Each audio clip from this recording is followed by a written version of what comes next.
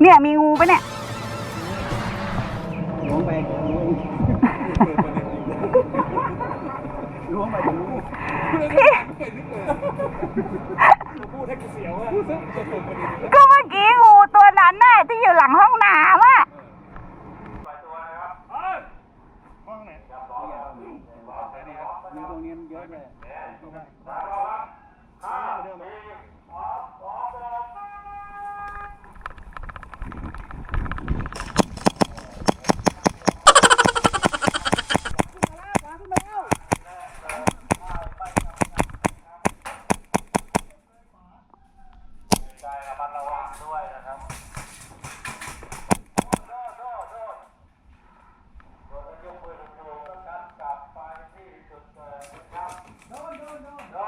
ขวาเต็มเลยไอ้ซ้ายเลยขวา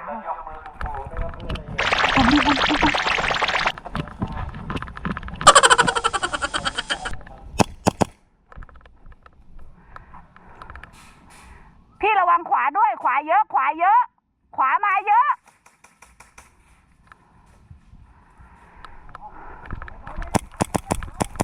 โอ้ยโดน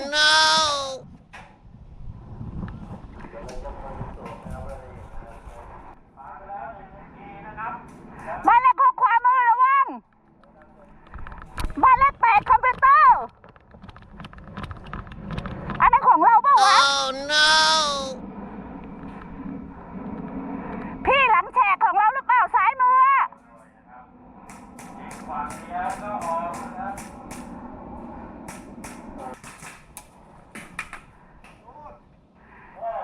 แกอยู่นี่ใช่ไหมยังอยู่ใช่ไหมเลข6อ่ะ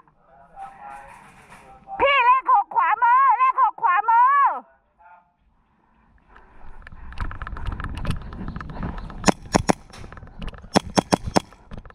เลข6ขวามือ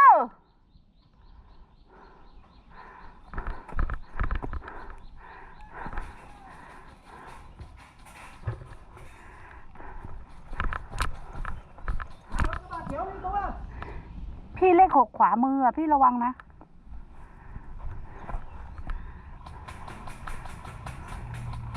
อุ้ยขอโทษค่ะเกือบไปเลข6พี่ขวามืออ่ะนะเลข6อ่ะไอ้ข้างหน้าพี่อ่ะข้างหน้าแสแลนเขียวอ่ะ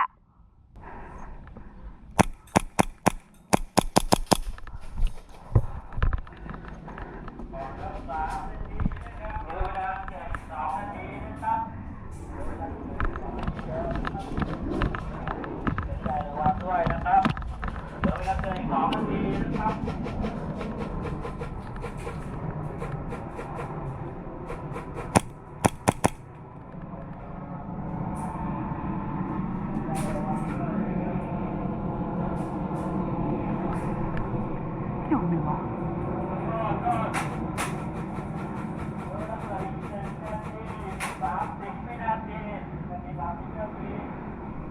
บ้านคอมพิวเตอร์บ้านเลข8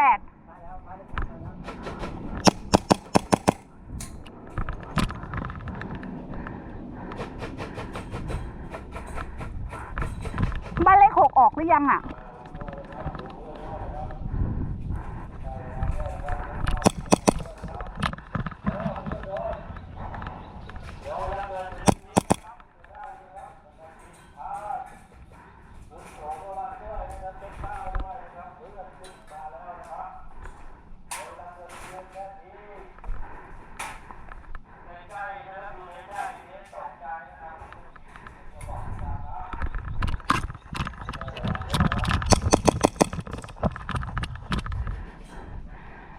ขวาเยอะพี่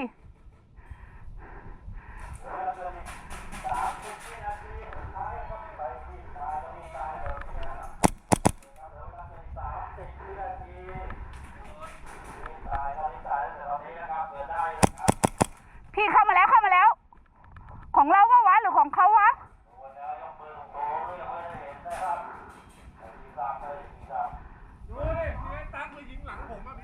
พี่เห็นของเราหรือของเขาอะตรงนั้นอะพี่หนุ่มระวังซ้ายอะค่ะระวังซ้ายเขาอยู่ที่แฉกอะแฉกสี่เหลี่ยมอะของเราเหรอลูกพี่ใช่ปะ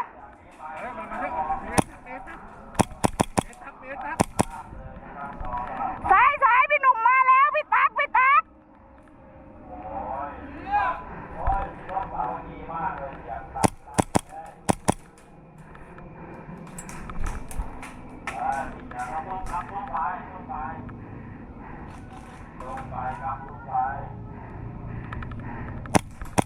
ออกแล้วเหรอ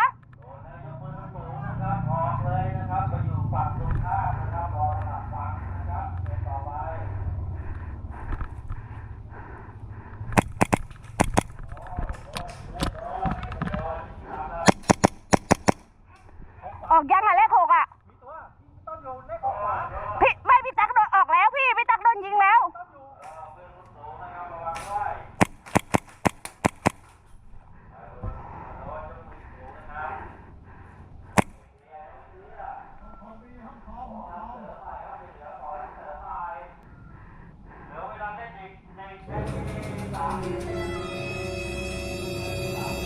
ยังอยู่ใช่ไหมเลข 6อ่ะพี่พี่ต้นไม่ได้อยู่โน่นเหรอคะพี่ต้นอยู่เลข 8เลขบ้านคอมพิวเตอร์ไม่ใช่เหรอมันมีคนอยู่บ้านคอมพิวเตอร์นะ1 นาทีสุดท้ายนะครับยังไม่เคลียร์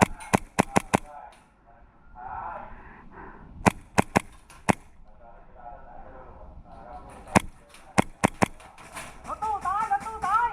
รถตู้ตาย 40 วินาที พี่รถตู้ซ้าย โอ้เลยยกมือโค้งเลยนะครับ10 วินาทีไม่เคลียร์นะครับ10 นาทีโดนโดนแล้วนะครับไปรอจุดเกิดฝั่งตรงข้ามได้เลยนะครับเอาพี่ 10 วินาทีสุดท้ายนะครับกรรมการรับต่อจากนั้นนะครับไม่มีนะครับที่บ้านเลย ต้นอยู่ขวามือพี่บ้านเลข 6 ของเราก็เหรอ